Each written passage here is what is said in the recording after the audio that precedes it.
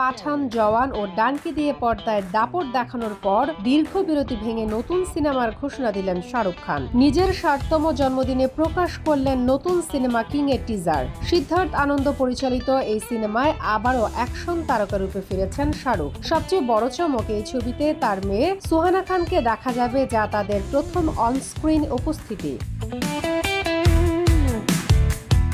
১ minute ১১ সেকেন্ডের টিজারে ধূসর চুলে এক নতুন রূপে হাজির শাহরুখ। সংলাপ দিয়েছেন তীব্র আবেগে। কত রক্ত বইছে মনে নেই, শেষবারের মতো শ্বাস নিতে। দ্রুতগতির অ্যাকশন, ভিজুয়াল এবং সঙ্গীত ইতিমধ্যেই ভক্তদের উচ্ছ্বাসে ভরিয়ে দিয়েছে সামাজিক যোগাযোগ মাধ্যম। কিং এ শাহরুখ, সোহানা ছাড়াও অভিনয় করেছেন দীপিকা পাড়ুকোন, রানী মুখার্জি, অনিল কাপুর, রাঘব জুয়াল, সৌরভ শুক্লা এবং জয়দীপ আহলাদ।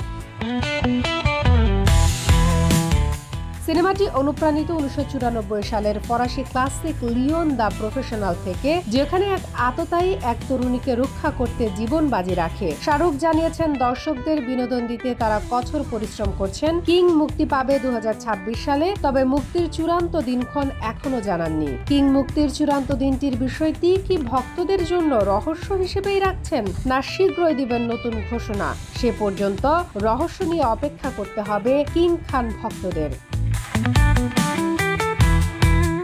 শামীমা আক্তার, বাংলা বাজার পত্রিকা, ডিজিটাল।